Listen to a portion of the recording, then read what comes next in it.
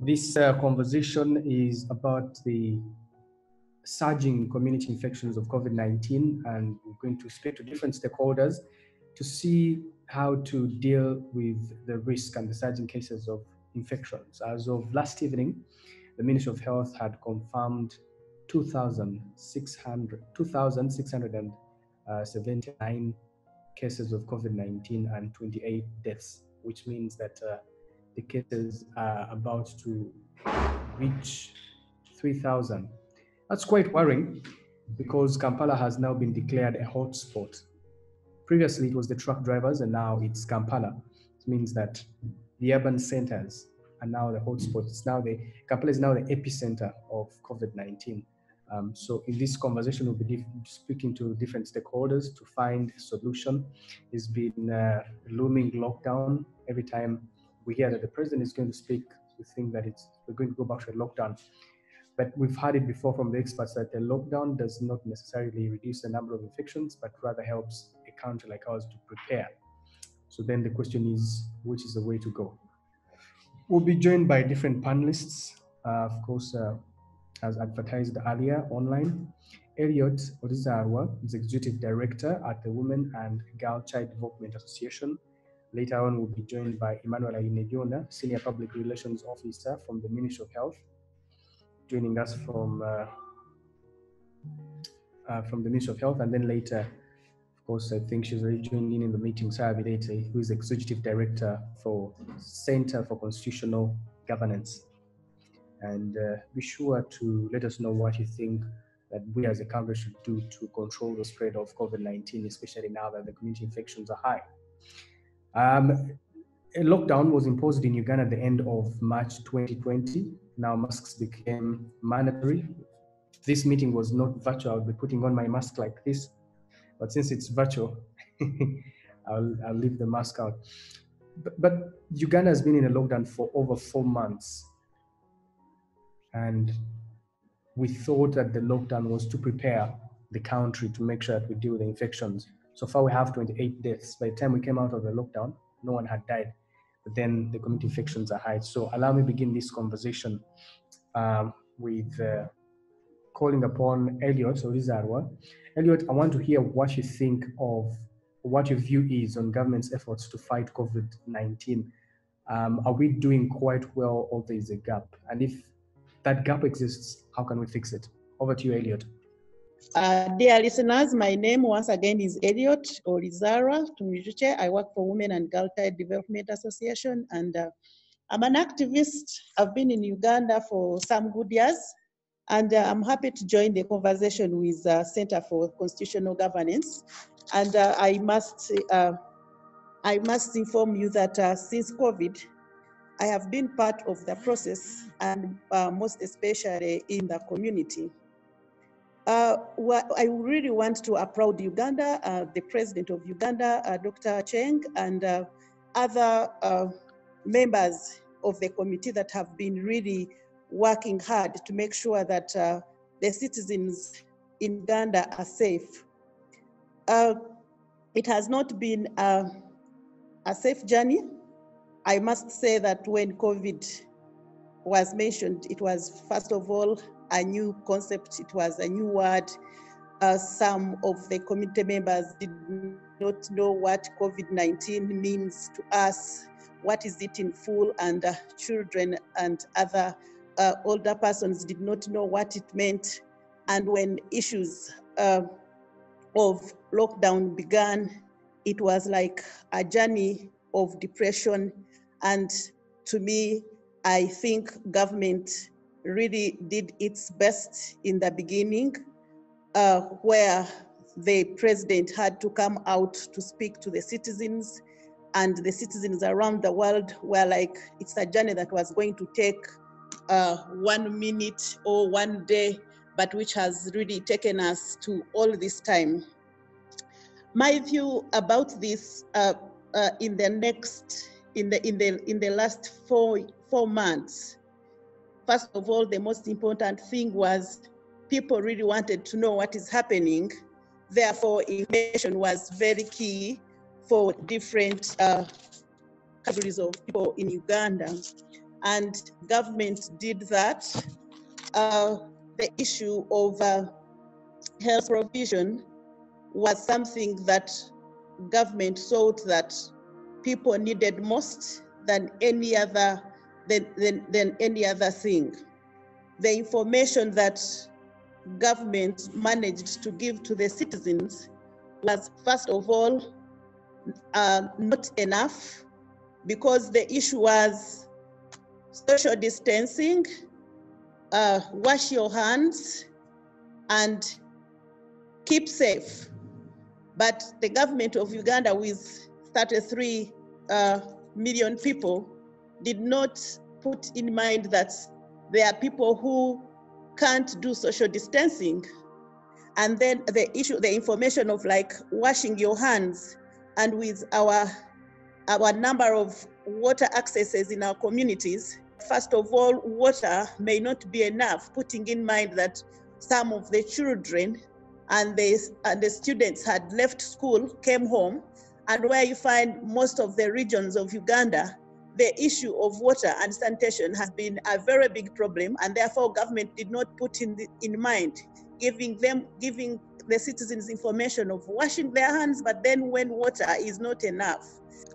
In my view, first of all, under the issue of recovery, I think the issue of emergency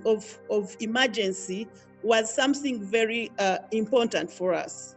First of all, the government tried to ask people not to move, but again, when they never stopped the drivers, the truck drivers, and asked them to move, it became a very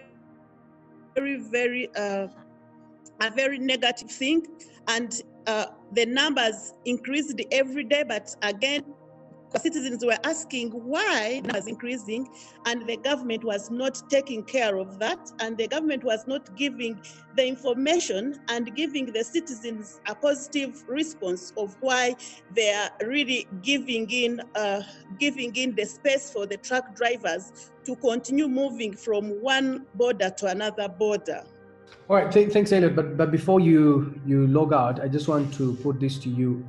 So government started distributing masks, and I've seen even people here in Kampala where did government meet the expectations of the citizens? I know there were some delays, but even on the quality of masks, I saw the minister the other day lamenting on the quality and how that did not come out well. So do you think that the expectations of the citizens were met? I don't think the expectations of the citizens were met. First of all, as I mentioned before, under Women and Girl Child Development Association, we have a department of, and one of the things that we did during COVID was to make masks from African videos, and of which we're giving them to the community where we work in Wakiso, and we're giving them free. And definitely some of them were sold to different prices, of which I'm not going to mention. And in consideration of what the government, first of all, had promised the citizens, different citizens at different levels started purchasing masks, of which were not on the standard. If you really have been following the trend, a certain 5 billion that was spent, that was planned for, and later a government informed the citizen that now the price has increased to 81 billion. If you look at the amount of money, 2 billion shillings to distribute the masks. During this COVID, I managed to do a short course on response, on equity and response. I managed to do a short course on equity and response, and to this standard, the other countries looked at the ways, the simplest ways and cost-effective ways of distributing these gadgets to different regions of their countries.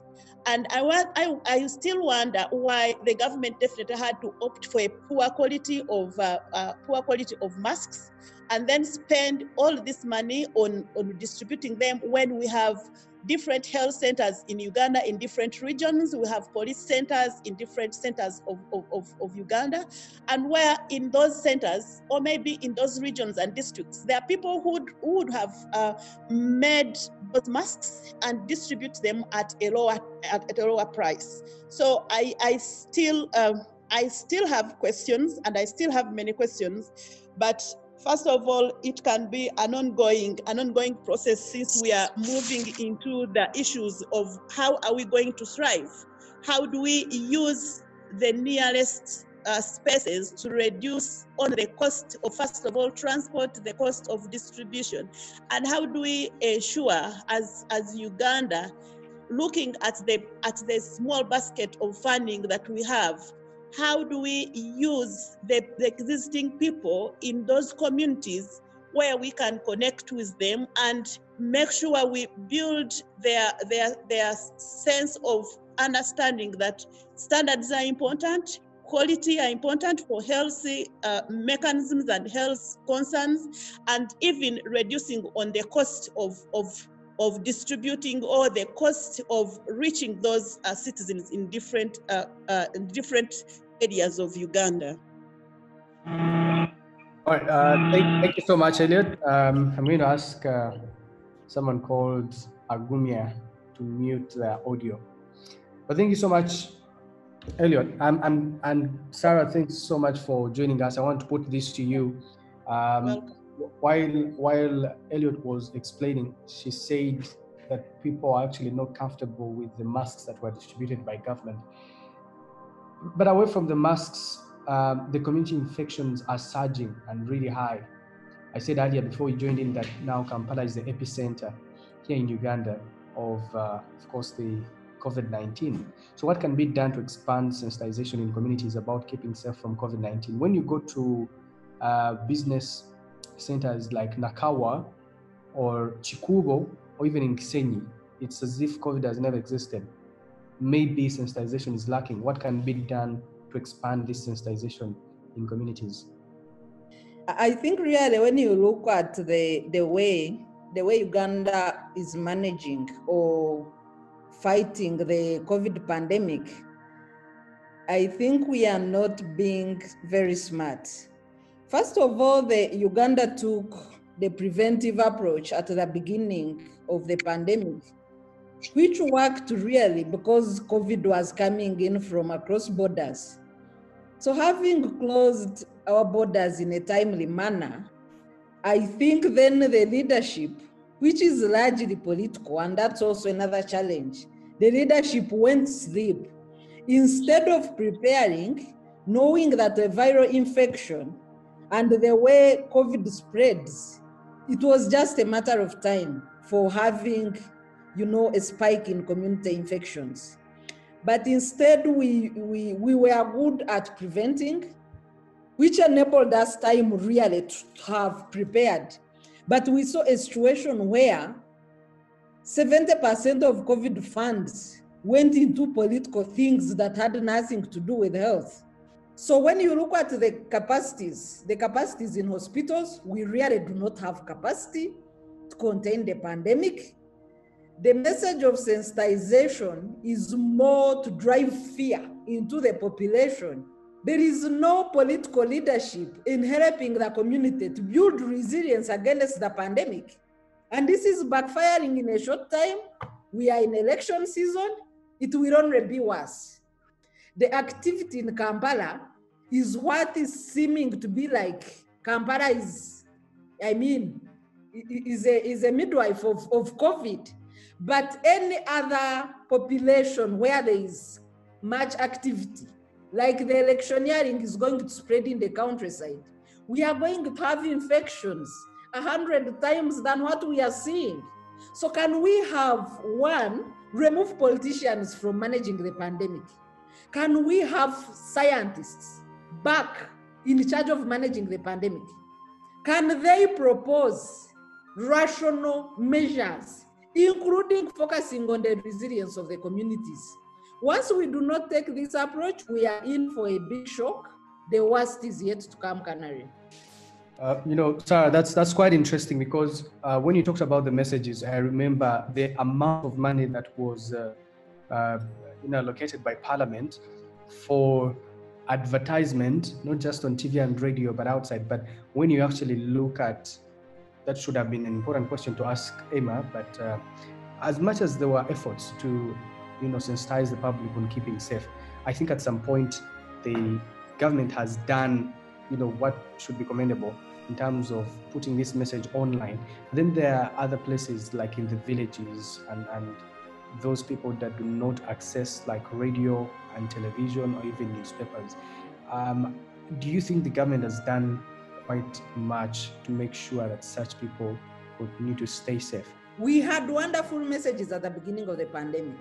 Stay home, lockdown, which should have allowed ideally the government to prepare the necessary infrastructure, purchase the PPEs for the health workers, produce masks. I joined in when Eliot was discussing the quality of masks. So the phase one of the pandemic, we could score government maybe 60%, because I don't think citizens got value for money, though the phased messages at the beginning were correct. So the government should have come up with phased messages at the beginning of the pandemic, at the height of the pandemic, Aren't you being mean with your marks? 60%. Look at the East African region in Kenya, Tanzania, or even Rwanda, how they have managed to fare with the virus compared to us. And we doing well, or you still punching holes in how government's efforts are faring? Canary, I have scored government above average, really. Tanzania, I could score them less, but if you consider Tanzania approach in the middle of the pandemic, I think history might exonerate them, because they are faring well at the height of the pandemic, and they are almost like in phase 3, when Uganda is entering phase 2 of the pandemic, because they have fully opened up their economies. Kenya's situation seems to be much worse, but we also need to be mindful of the fact that Kenya is doing community testing, which we are not doing. So there could be so many asymptomatic cases in our situation that are not yet detected or are not yet part of the statistics of the pandemic, because we are not doing community testing. But going back to the phased messages, I think I'm being fair in scoring my government 60%, which is above average. They did so well in preparing communities. They did so well in preventive measures, the lockdown at the beginning, the managing of truck drivers, which was a bit messy, but they later got it right. But when you look at the stage where they were supposed to do mass production of masks, they lost it. I have not yet seen the distribution of masks in my community. So that's why I'm scoring government the way I am, because I think when it came to critical decisions and actions that should have prepared the people, that should have enabled the people to build resilience against pandemic, they snapped. Thank you so much, Sarah. Maybe let me move on to Eliot. If you were to score government, what marks would you give them, and what would be the reason? Sarah has already corrupted me. I would give them 50. And the reason why I am giving them 50, that is half average, is because one thing I think government did conducted a scenario planning well, but again, when it went into the issue of asking those guys who were moving around the road, how do we call them?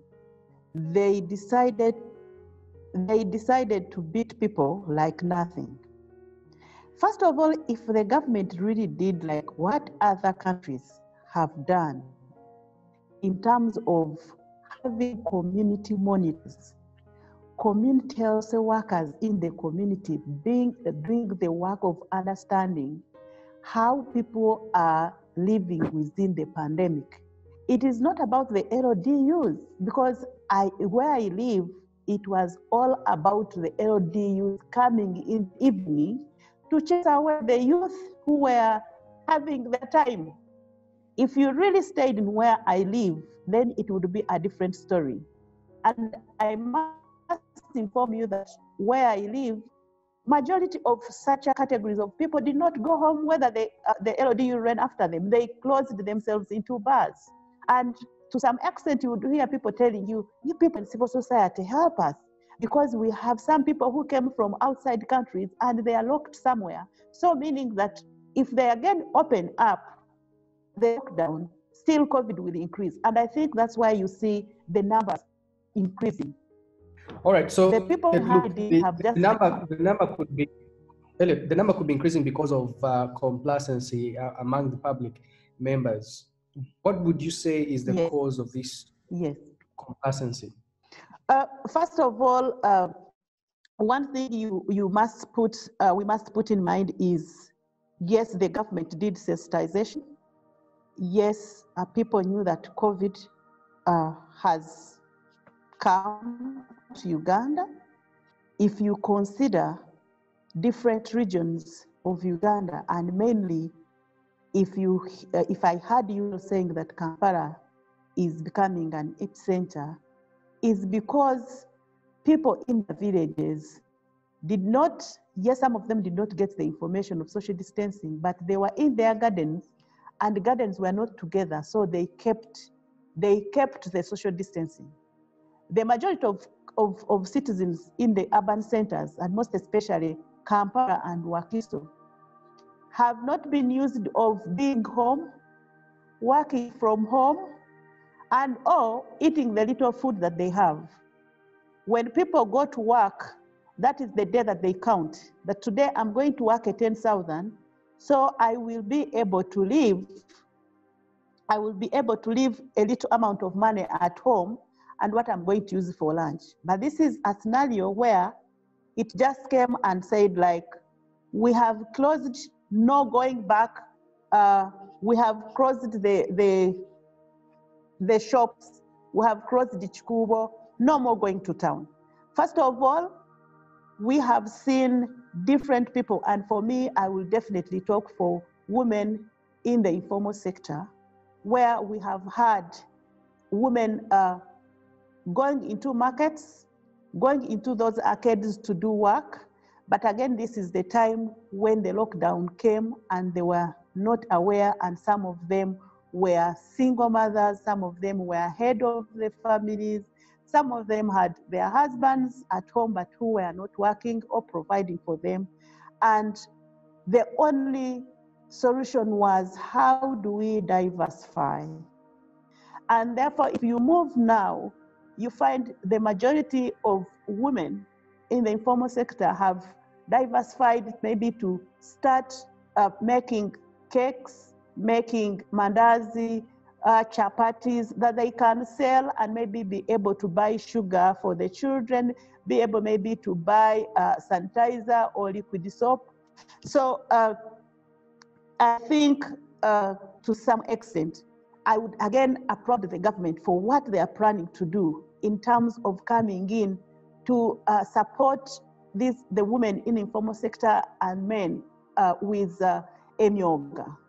But government must ensure that the mechanisms that they are putting on for funding the groups of women, the groups of business persons, again, is not politicized. The work which is supposed to be done by the health worker at the local level, at Health Center 3 and 4, is now being done by LODU, of which will not help. I don't think the main thing is going to be microfinance support center and then leave and say circles are also going to help. But we have the majority of Ugandans, almost 40% of Ugandans who don't belong in circles and who can't even manage getting funding from microfinance support center. Thanks, Eliot. Let me just mirror some comments here. On Facebook, Ben Mugume is saying we need to appreciate the fact that the success of any country in this COVID fight largely depends on the behavior of its citizens. Ugandans responded and behaved positively towards the government's advice on the first 2 months of the pandemic in this country. Then the usual politics from our leaders came, in which totally annoyed the citizens triggering their current behavior in regard to the COVID fight. The focus now should be laying strategies to gain trust and confidence from the public, the government. And Sarah, let me put this to you. But first, on Ben Mugume's comment. So Ugandans had trust in government in the first 3-4 months of the lockdown, but then later on, everything was politicized. And looks like now, sometimes you even talk to colleagues at work and they tell you, but does COVID really exist? Which means that actually it has turned out to look as if it's a lie. So government has lost trust in the public. Yeah, thank you very much, Canary. And I think Gumya is very, very spot on. If you look at the performance of Uganda in the first 2 months of the pandemic, people had full trust and cooperation with whatever government was doing. But also I want to underscore a small point on the approach of government, legal and institutionally. You know, at the enactment of the Constitution, it was decided that all laws that were enacted previously were supposed to be updated and put in line with the provisions of the Constitution. The Public Health Act that the president is using to manage the pandemic is not in line with the Constitution. And he definitely told everybody there and then that he did not follow, he chose not to follow the advice of the Chief Justice then, Justice Batka Turere. So, but based on that, so many things were, really it was a matter of time for things to go wrong. The Public Health Act does not allow for proper checks and balances in the way the president has been and his team has been managing the pandemic. So if you look at how did the government lose trust of the people? We have measures in Uganda that are contrary to World Health measures. And an example is the curfew. The curfew is not any known scientific measure of managing COVID. So when but Sarah, let me just come in shortly there, because I asked the president about curfew, and he said curfew initially is not to reduce on the infections, but to control crime and also to reduce on the number of people that gather at night. So maybe not necessarily reduce infections. I'm coming to that. Uganda has multiple security institutions, even to the lower levels of LDUs. But what do they focus on? They do not focus on their work of doing security. They focus on beating people. They focus on brutalizing citizens. So if the president, who is the commanding chief and head of all security agencies in this country, if he had realized that during lockdown, there is a possible rise of insecurity, and you have people controlled in their homes, why don't you command your security agencies to do professional security work instead of beating everybody? So those are some of the acts, Canary, that made citizens withdraw their trust.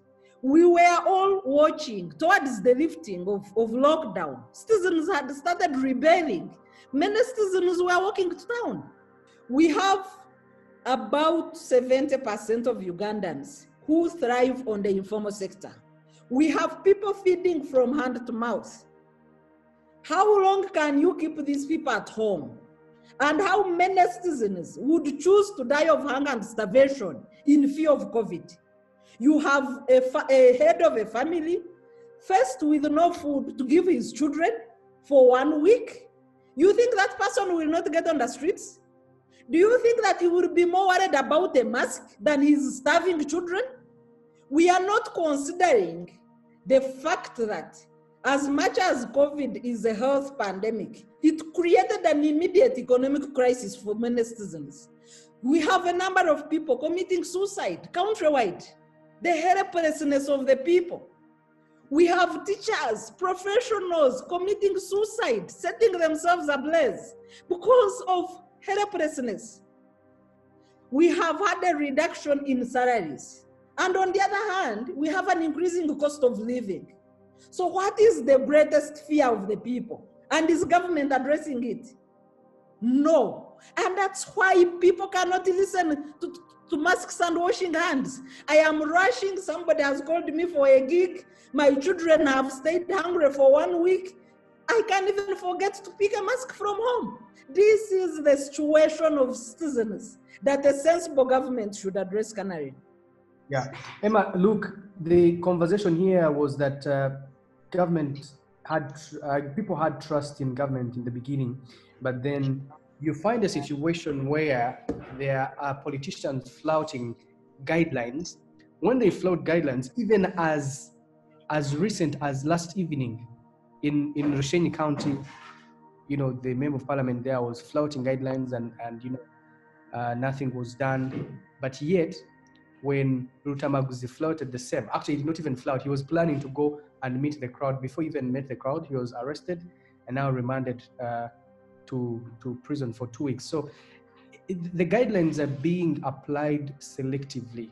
What's your comment on that, Emma? Largely, I will only comment on the Ministry of Health mandate, which was to offer guidance. And this guidance was meant to prevent the population from contracting the infection.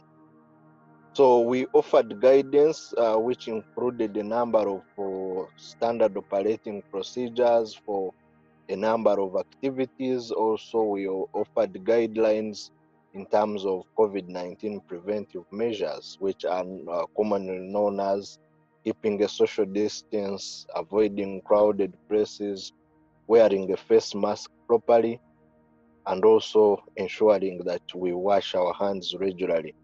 However, we work with other government agencies to ensure that these guidelines are adhered to, and that's why there has been a creation of a multi-sectoral technical task force, which one of its terms of reference is to ensure that there is compliance to the various standard operating procedures.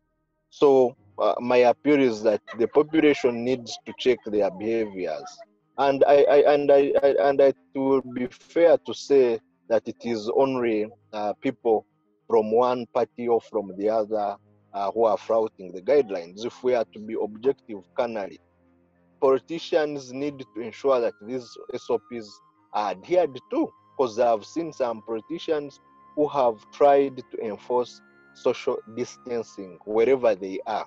So it would be unjust to say it is only one group that is flouting. When you look across all the political parties, there is no party that has really strictly adhered to the SOPs. So even the media, the civil society has a role to play.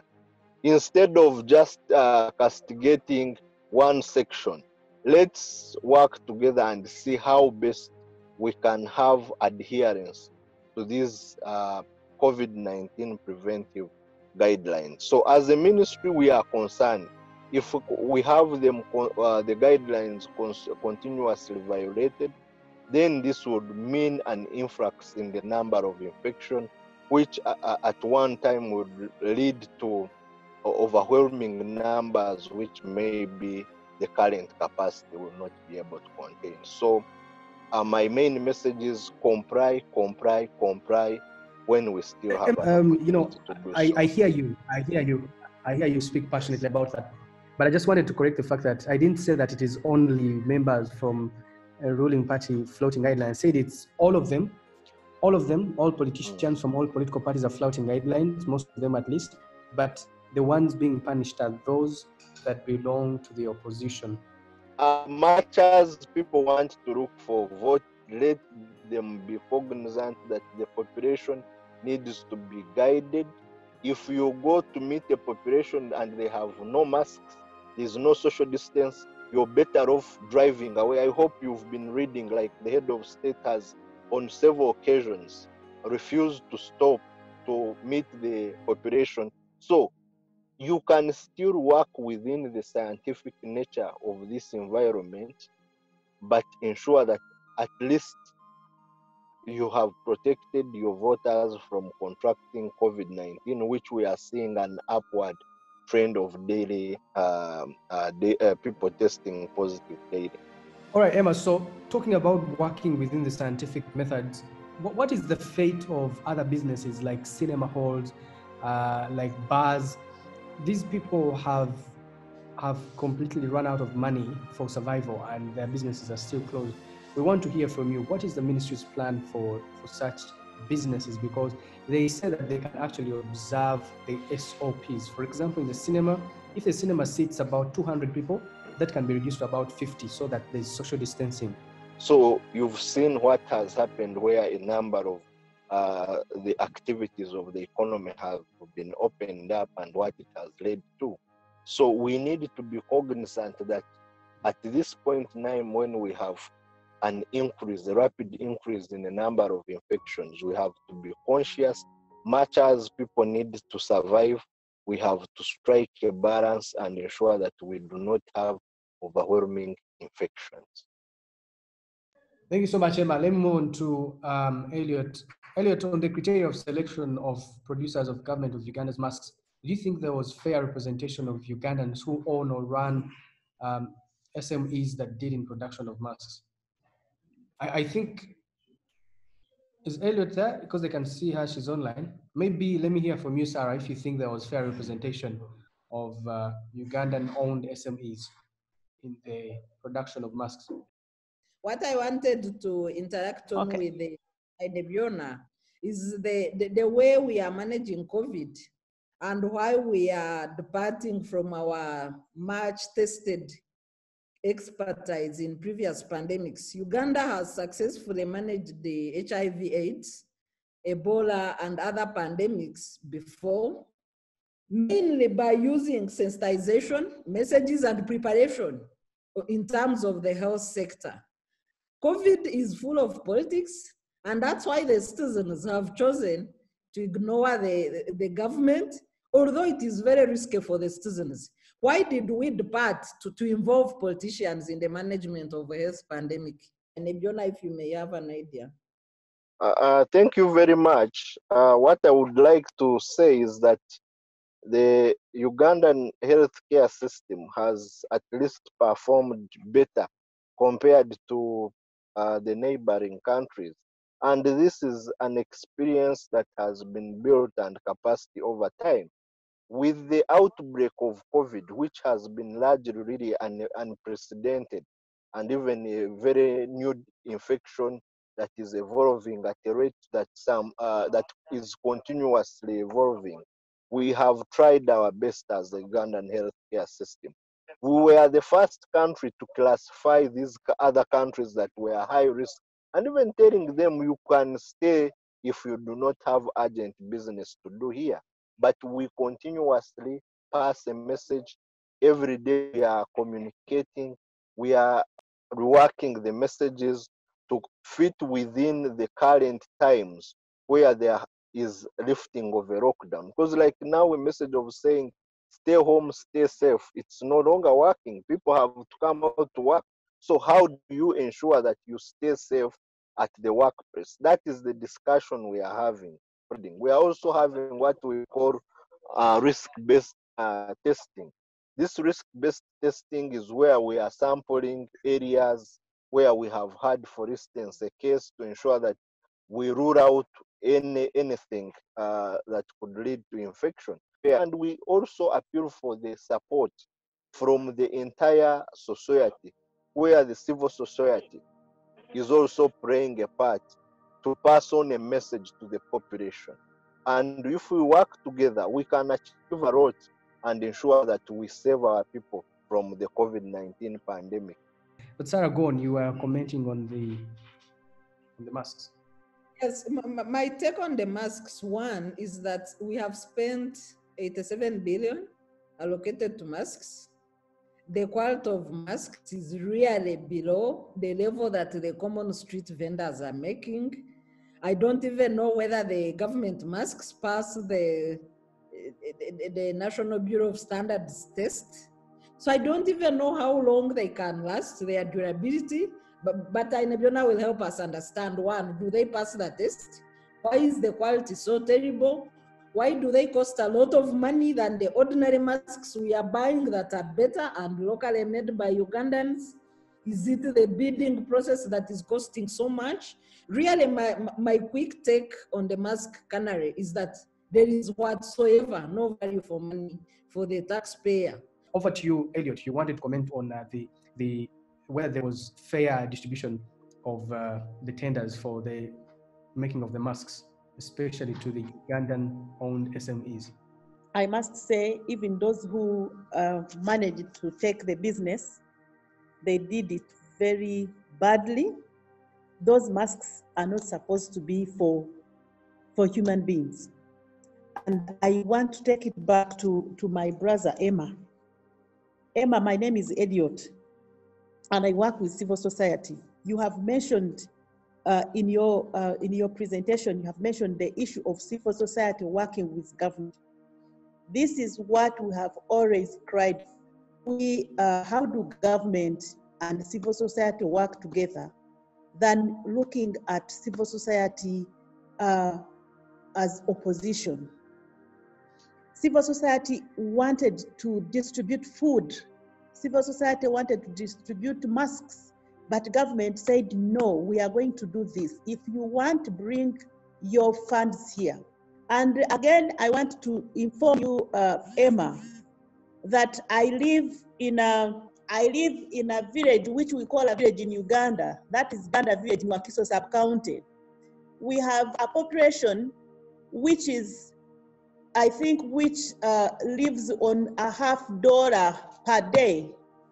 And on that, why didn't the Ministry of Health invite the civil being? Because we have issues of health budgets, on issues of sexual and reproductive health, on issues of water and sanitation in different regions of Uganda, and different civil society working on that and making sure that the issue of accountability and governance is well settled in different regions. But why during this pandemic, where it came and hit the whole country at a high speed, but again in responding, we could not say, no, let's go back and plan together.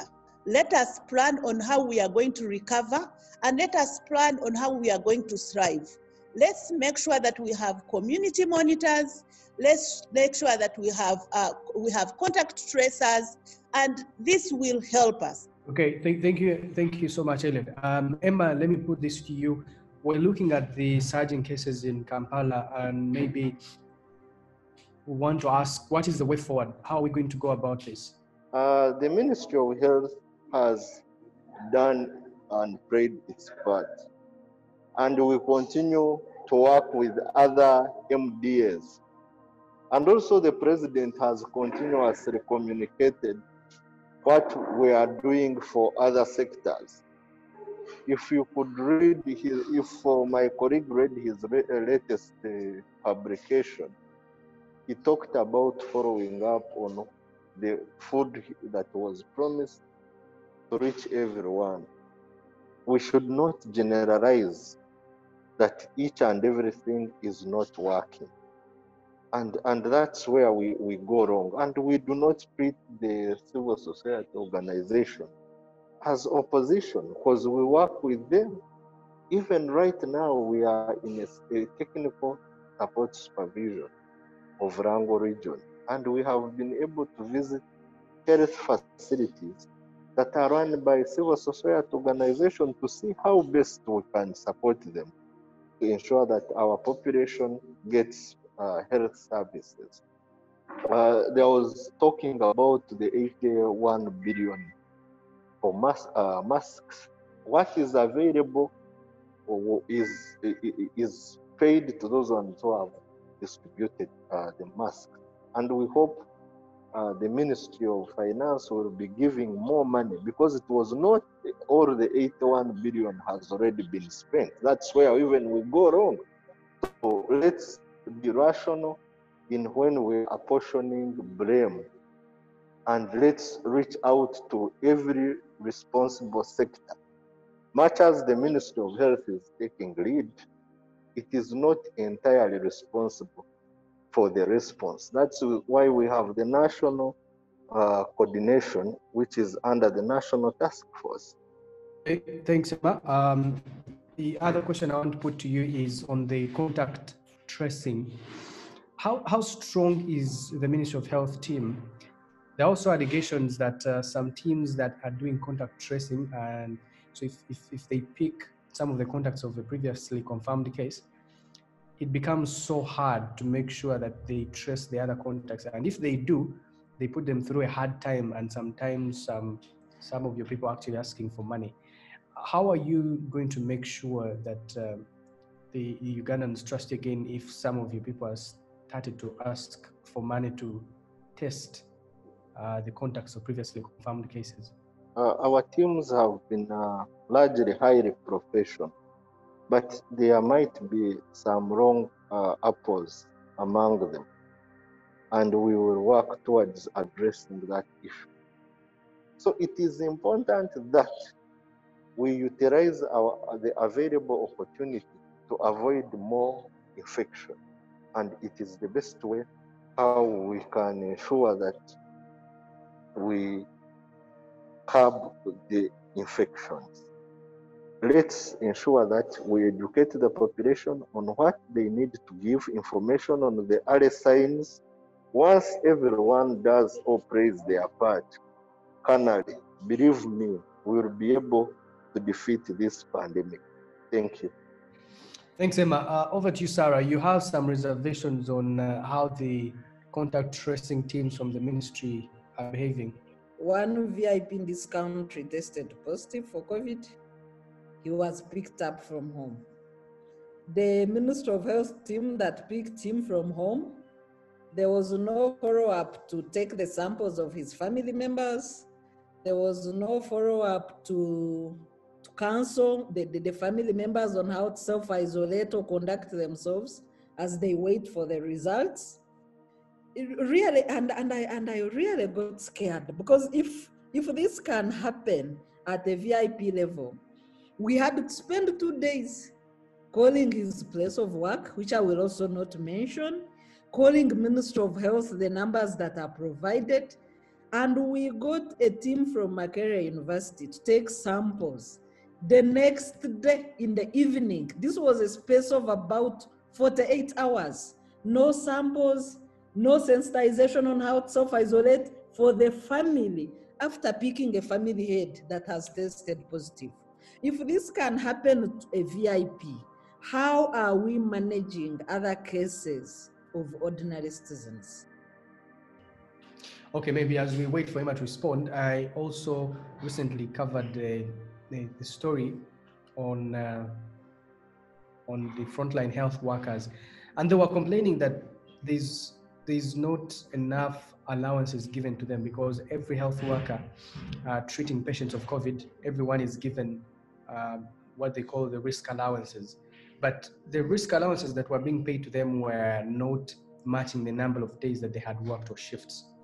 Now, as if that is not enough, I think one of the reasons why maybe the call center is also not as functional as we expect it to be, the people who work in the call center also complained in the same story that they were not paid thoroughly.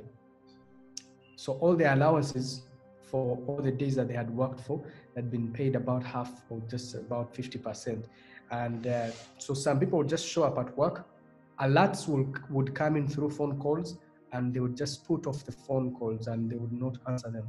Sometimes just come, show up at work and go home because they were demotivated. What role can each of the citizens play? Because this conversation is not just to make sure that we leave some questions unanswered, at least we have to provide solutions because you're the stakeholders. As civil society, as a population, what role can each of us play to make sure that we remain safe as COVID-19 infections still go up? I must say that we are talking about the issue of COVID being high and people still taking care of themselves, as Mugume said, was like everyone should be responsible for his or her own health. I think this is very, very critical. We have households in Kampala today who don't have food. We have households that have teachers, both the wife and maybe the husband. And it is becoming very, very difficult for them if, let's say, they have been living in a rented house. And if I can share with you one of the scenarios, where one of the teachers, the wife and the husband were both teachers, and they were renting a house in Kampala. But a certain time they failed to get food. The landlord was chasing them, and they decided to travel about 300 kilometers to go back home. And they did not have food at home. They did not have land at home, and therefore the community members were the ones taking care of them. And therefore, for me, I want to think that civil society that really works in Kampala, if government has not reached some of these households to find out how they are living, then this should be the work of civil society.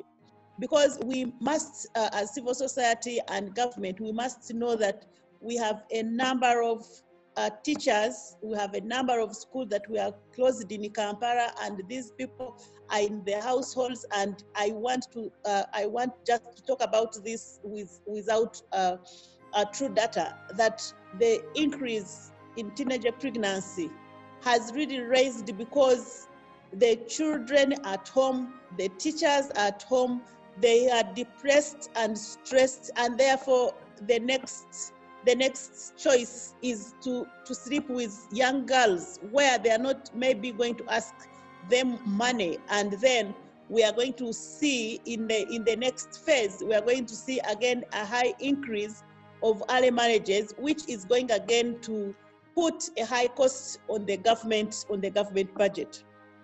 Another thing I think civil society should really do is to make sure that we have a way of helping women in the informal sector. I think civil society in Kampala, we should have a strategy of working with the women in the informal sector and the youth. I think they have the big numbers in the city, and most of them have had economic shocks. They have had health issues. We are only talking about COVID pandemic, but there are other pandemics that we are not mentioning. If we consider the high levels of unemployment amongst the youth, and consider the amount of money that women in the informal sector have spent during COVID, and even the men, our children are at home, and the spending levels have increased, and meaning that if the civil society working on children and youth fail to come together, then it means we are going to face a high level of depression, or maybe it has already happened. Because of recent, we have seen where the issues of mental case are increasing. And therefore, I really want to call upon civil society organizations that work in Kampala, Wakiso, and those urban areas to come together and find a way, strategize a way of helping these marginalized persons in the communities. Another way civil society can help, and maybe any other Ugandan, we can still look for the ways of helping households with children who are still receiving documents and materials from school. We have seen many parents running to buy those examination papers. We have observed some parents really going to look out for phones where they can upload WhatsApp. And I mean, it is not all about the mask, but it's all about, again, how do we help these people as civil society? And I think one action point that I would again suggest for civil society is, yes, we are in this stage where the pandemic is increased, and maybe we don't know whether the schools are going to open or never, but I believe they will not open up to December. It is going to be very hard for some of the parents to keep these children up to that time when they are not doing any work apart from the school work that they are sending them. And at our organization, one thing that we have we have started promoting is to have few children, maybe like 3 in the morning and 3 in the afternoon, following the scenario of social distancing, to be able to learn hands-on skilling, like tailoring, like bakery, because some children like it. And maybe I would suggest that if we give them what we call chikarons, not giving them cash, because if you give me cash and you want me to go and do business, when my children at home have no soap, have no bread, have no food, it means I'm still going to put that money in food and I will not start business. But in this case, currently, I'm saying, if I want to do bakery or if I want to do soap, I want to see CCG coming to me and say, I'm going to give you money, which is, I'm going to give you money to start business of 200,000, but I'm going to buy the materials and bring them for you so that you can start on that.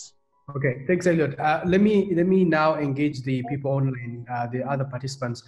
If you want to comment or put the question to any of the panelists, please, you can now raise your hand, you can unmute your audio, and then you can join in on the discussion. Members who are on the Zoom link, if you have any question or comment, please, it's the time.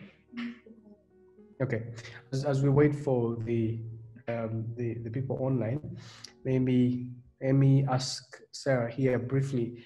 Yesterday, I think it's when Lutamax was remanded to prison, and he was arrested for allegedly flouting the guidelines.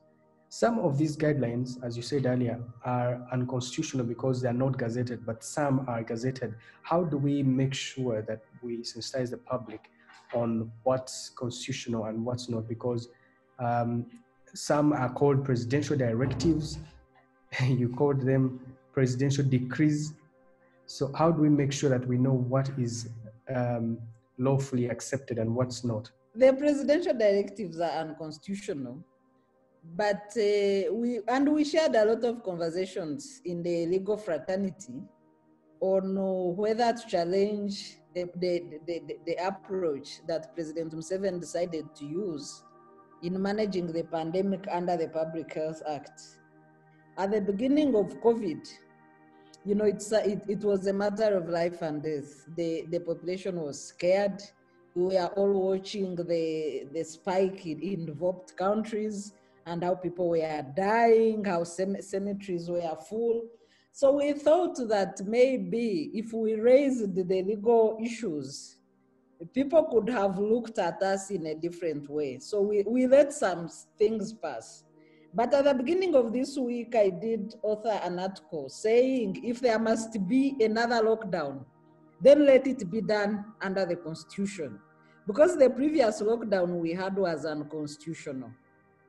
You cannot use an act of parliament to take away fundamental rights and freedoms enshrined in the Constitution. Whereas it was a necessary measure to manage the pandemic, it should have been done under Article 110 by declaring a state of emergency. Then you are legally allowed to suspend rights of the people. But suspending fundamental rights using a parliamentary act is unconstitutional. We held back as lawyers and legal fraternity because it was a situation of life and death. But we understand that we needed to manage and save lives. But this should be done properly and legally. It becomes problematic. So, but as Center for Constitutional Governance, if another lockdown is declared unconstitutionally, we are going to challenge it because the constitutional means are available and they should be used. Having said that, how do you challenge if they lock down everyone, including the courts? It would be very difficult for you to challenge the lockdown if the courts too are also locked down. Of course, it's difficult to lock down courts. There was even an attempt to lock down parliament. That's how pathetic. You know, that's why we are saying that we need to demilitarize and depoliticize the management of COVID. And that's why government has lost complete public trust. So there was an attempt to lock down parliament. The speaker resisted. And that's how pathetic the situation is. COVID is not only in Uganda. Kenya passed the Parliamentary Act on the management of the pandemic. Other institutions that have managed the pandemic, including South Korea, including Philippines, Austria, and what, they set up constitutional authorities to manage the pandemic. I want to go back to the question that Eliot talked about on what needs to be done. The first action is to demilitarize and depoliticize the COVID fight. And I've laid background to that. The second action is we need to prepare phased out sensitization messages. Yes, the ministry prepared the country so well at the beginning of the pandemic. But as we go into the peak of the pandemic, what messages are you sending? We need to address the economic crisis that is an immediate result of COVID. Because you cannot have people who are faced with hunger and starvation to observe, oh, COVID is a lesser threat as compared to people setting themselves ablaze, as compared to people having no food for their children for months. COVID is nothing as compared to people faced with death, immediate death in their faces. Take away the politics, remove the RDCs, put the district medical officers in charge of district task force, put the sub-county health committees in charge of COVID, let COVID be managed by professional medical officers and scientists in this country. It's quite interesting. So it's time to listen to the experts, as you're saying, Sarah, and remove politics out of COVID. Emma, if you're still online and you're listening in, I'd like to put a question to you on regards on the future here in Uganda, herd immunity versus mass testing, which is the way to go. Canary, thank you very much. However much I am not better suited to comment on technical matters, but we follow various findings and also experiences based on scientific research.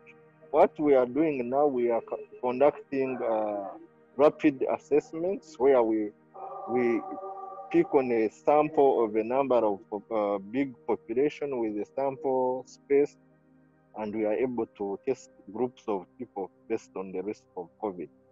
We also have what we call risk-based testing. For instance, if there is a positive case at any institution, we are now testing all the group. So as Uganda, we have been able to work within these means and also working on a robust public health or risk communication campaign to ensure that we slow down the increase in the number of cases. So that I refer you to the experts. You can come and we look out for experts. We can have members of the scientific committee like Dr. Misachi Wayengera, Professor Roda Wanyenze. There are several others, the other professors who are in charge of the biology. There are people handling the case management. Those people, we can have one of them as a guest and they will help you understand the science. However, Uganda is determined to use all it can, and also based on the sciences, the scientific evidence from all the other countries that are faced with the challenge of COVID, to ensure that we make the best quick decisions to protect the population here in Uganda. Thank you, Canary. Thanks, Emma. And there's a comment on Facebook for you from Ben Mugume saying, "Dear Emma, I agree that you have worked closely with other MDAs in combating this COVID pandemic. At first, it was success well done. My question to you is, with the current numbers being reported by you on a daily basis, do you think that you're still on the right track or you lost it? If yes, I'm not convinced. If no, then where could you have slipped off the track with your partner MDAs?" Over to you, Emma. Question. Thank you. The Ministry of Health has continuously worked with the MDAs, but I think the rate at which we are working might be different. and also there has been a multi-sector technical task force, which is meant to ensure that coordination and collaboration between all the sectors is at the same level and speed. And also, we would like the general population to continuously adhere to the COVID-19 preventive guidelines. There has been largely some level of complacency because Uganda had somehow maintained a flattened curve. And somehow this was misunderstood by sections of the population that Uganda maybe could have combated completely defeated the virus, which is not the case. We are moving into an episode where we are seeing an increased community transmission. However, we have worked on a robust system of ensuring that we detect, isolate, and treat. In the coming weeks, we will be continuously discussing on how to ensure that we improve evacuations for those ones who have tested positive, a classification of mild, moderate, and severe cases, and see how best all these categories can be managed. But people tend to keep in their homes with symptoms, and eventually they are spreading the infection, which is not really good. So we need cooperation from all individuals, and also taking health to be a personal responsibility. You make a choice to put on a mask. Washing hands is a personal choice. Avoiding crowded places where you are unable to observe social distancing is a personal choice. So government is playing its part, but individuals or people also have a role to play, and together we will be able to defeat this COVID pandemic. Thank you so much, Emma, and thanks for your time. Eliot, are you there? I am there. Yeah, but you can let other people ask questions or comment. Okay, let me come to you shortly. I have a question for you, but if there are any other participant who has a comment or a question, this is the time. I just wanted a quick one. Thank you for the webinar. I wanted a quick one for Emma. He referred to the approach of home care. I've been working with HIV/AIDS for quite long, and we have a very elaborate HIV/AIDS home care strategy we've been implementing, Ministry of Health. Why has it taken long for the ministry to start imagining of tapping into some of already these well-developed structures to also come in as for COVID response? Is it because underestimated COVID or what? Secondly, maybe still Emma, what is the implication of the new thinking about Mulago, especially that the talk we have is that now you're gazetting it for VIPs. Thank you. Okay, Chidio Deo Gracious, you have a comment or a question, and then we'll allow Emma respond. Okay, yes. My first comment is concerning the masks where we started from. The number of the masks that are distributing and also the quality and the size. I happen to have my residence in Kampala, but you happen to find that they distributed masks to the villages, even where I stay. So I was also questioning, or I'm questioning, what criteria is being used to distribute the masks. Then the sizes. The masks are supposed to be put on by people 6 years and above, but you happen to find very small sizes that even a child of 6 years actually cannot be fit in. Now maybe that one can go to Emma to advise us on how basic or how are they taking the sizes of people when advising maybe Bureau and also the people who are trying to make them.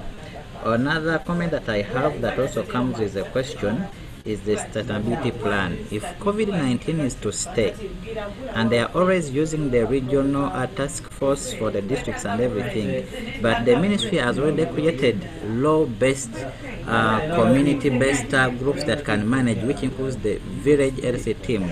How best have they brought them on board to be able to also manage and support the country in doing that?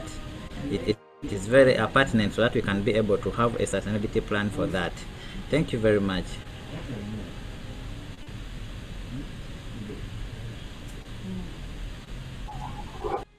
Allow me to state that Murago Hospital is open to all and treats each and everyone who has been confirmed with COVID-19 pandemic. And the clarification I would want to make is that everyone can receive treatment at Lower Murago, because Upper Murago it is handling other services, child care, accidents and emergencies. All those services are ongoing. So it is not correct that the hospital is for a VIPs. But there was a discussion to ensure that we have a facility where people can go. And there was a previous discussions on ensuring that we create either a section of women's hospital, because there are people who have their money and they would like to pay for any cost, which is also something that we need to cater for, but there is no decision like that at the moment.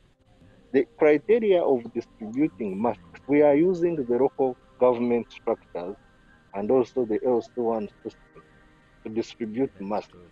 For instance, the case of Kampala Metropolitan, the masks were received by the Ministry of Health from the suppliers like Nightingale, Fine Spinners, Uganda Industrial Research Institute, and we delivered them to the KCCA stores. KCCA working through its sub-division leaders, wards, they handed them over to the chairman, LC1, who know the population. We are still now waiting for report in an event like the return to know where people are not able to get. So when we get that information, we shall be able to rectify. The issue of the size of masks, there is a variety. So it is not entirely true that masks, even what I'm putting on, is a government mask. Several up-country people are putting on these masks, and they are fitting them very well. So we should not generalize in some instances. There was someone who asked a question on home care. Home care for HIV/AIDS. The HIV/AIDS has been here since the early 1980s. So the COVID is at an early stage and it is a highly infectious disease. So we based on the evolution of the pandemic and science to make decisions on certain aspects like home care. So that decision is to be made soon, and we shall be communicating as ministry to the general public accordingly. Thank you, Canary.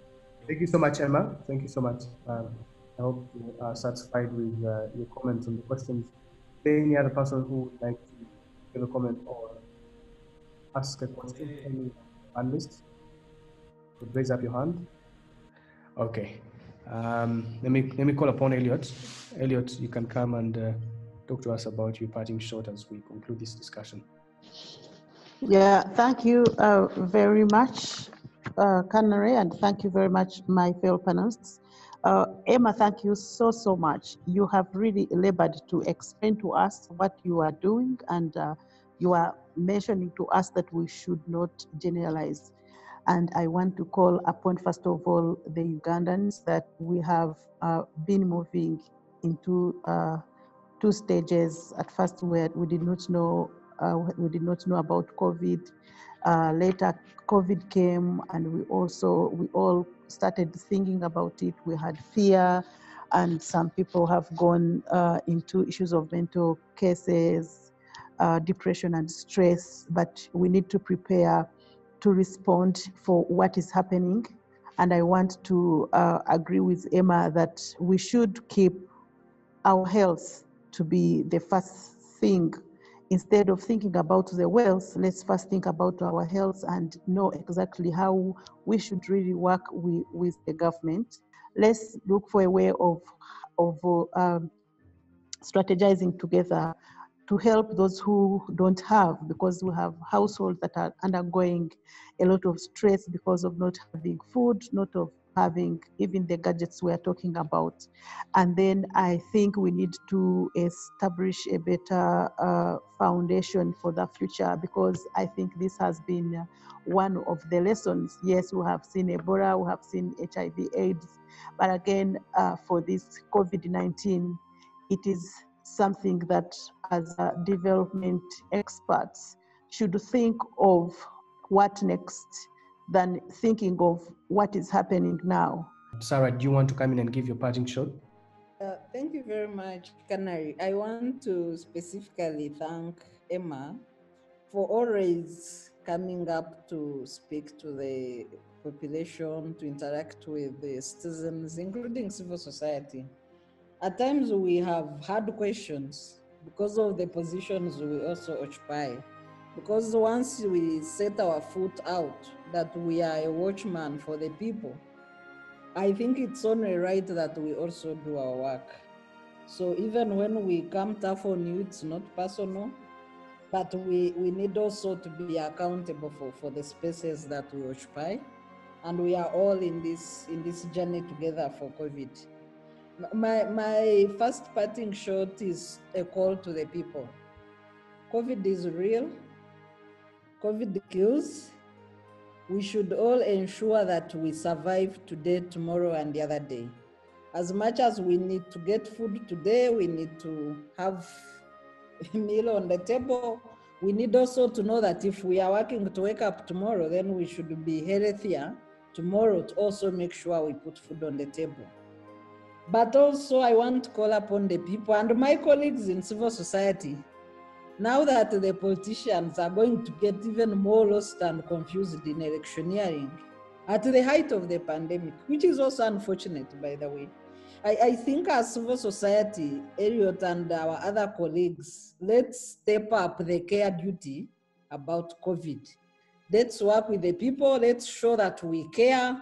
Maybe let's start drives to check on, checking in, how are the people doing?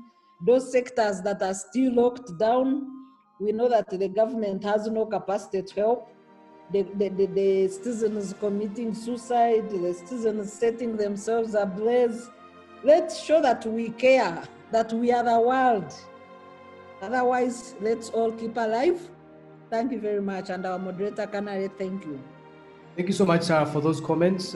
Brilliant. And thanks so much to the Center for Constitutional Governance. Thanks, Emma, for always being brave and respond to these comments and provide clarity where there's lack of it. The conversation ends now, but it does not end online. Let's keep safe. Let's wear all our masks at all times. That's it from us today. Till next time.